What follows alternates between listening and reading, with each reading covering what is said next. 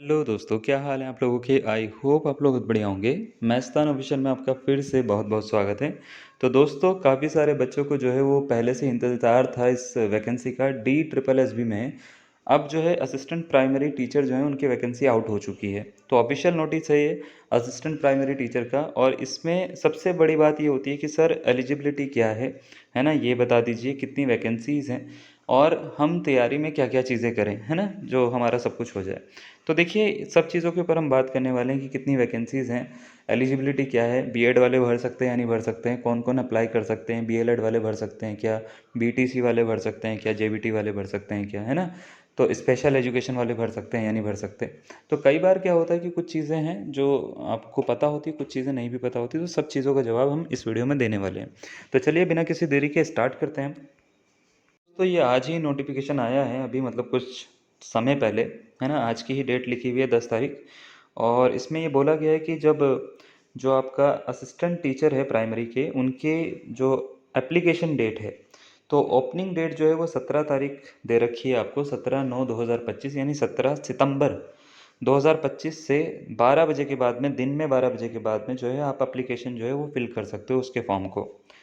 1 महीने का आपको टाइम दिया गया है टोटल। मतलब क्लोजिंग डेट जो है वो 16/10/2025 है। 16 अक्टूबर 2025 को आप 11:59 तक, है ना, 11:59 PM तक आप जो है इसको भर सकते हो। उसके बाद में आपको टाइम नहीं मिलेगा। यानी लगभग देखा जाए तो 1 महीने का आपको टाइम मिल रहा है एप्लीकेशन फिल करने का। अगर पोस्ट की बात करें तो यहाँ पे 2 पार्ट में ये डिवाइडेड है, ठीक है। एक तो डायरेक्टरेट ऑफ एजुकेशन में है और एक म्यूनसिपल काउंसिल में है। डायरेक्टरेट ऑफ एजुकेशन में अगर हम बात करें, टोटल 1055 पोस्ट हैं, ठीक है। इसमें 125 हैं।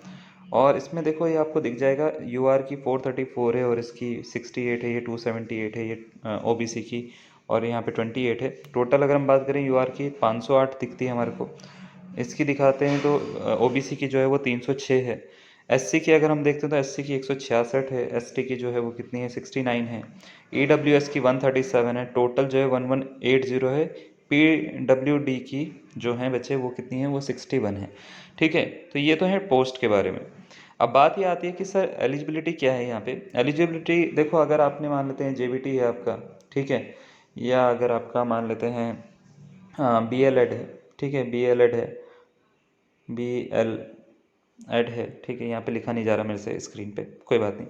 अगर आपका बीएलएड है, ठीक है, बीएलएड, जेबीटी है, ठीक है, या आपके पास में मान लेते हैं बीटीसी का सर्टिफिकेट है, बीटीसी है, ठीक है, या आपने कोई भी ऐसा एलिमेंट्री जो है सर्टिफिकेट आपके पास में जो कि एक मान्यता प्राप्त हुए बोर्ड से लिया गया है, तो आप एलिजिबल हो, ठीक है।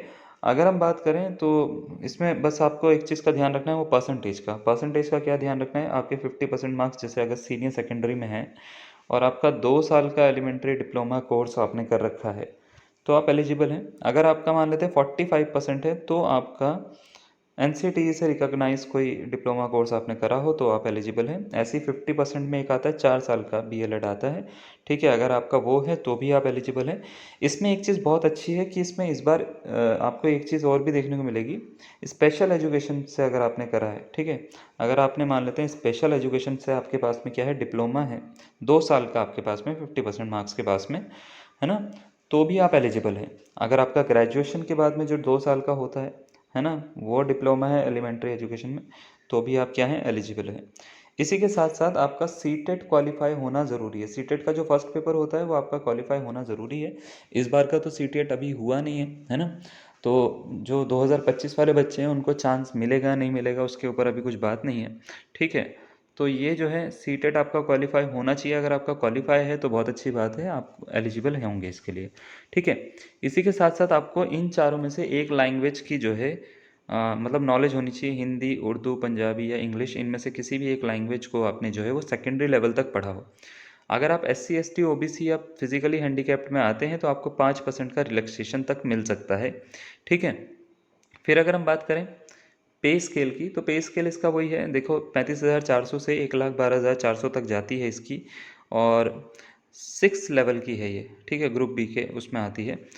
अब एज एज लिमिट की बात करते हैं तो एज लिमिट इस बार इन्होंने वही रखी है जो वो रखते हैं 30 साल। इसमें अब एक्सीड होगा या नहीं होगा, इसमें कुछ चांस मिलेंगे बच्चों को जिनकी ओवर एज हो चुकी है, इसके ऊपर अभी कुछ बात नहीं है।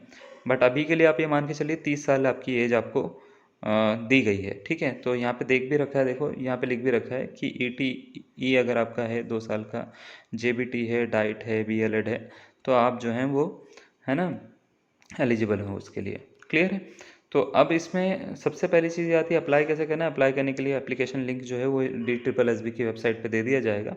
इसकी फ़ीस की बात कर लेते हैं, ठीक है। तो वेबसाइट ऊपर है, आप उसको ऊपर करके देख सकते हैं। फ़ीस की अगर हम बात करें तो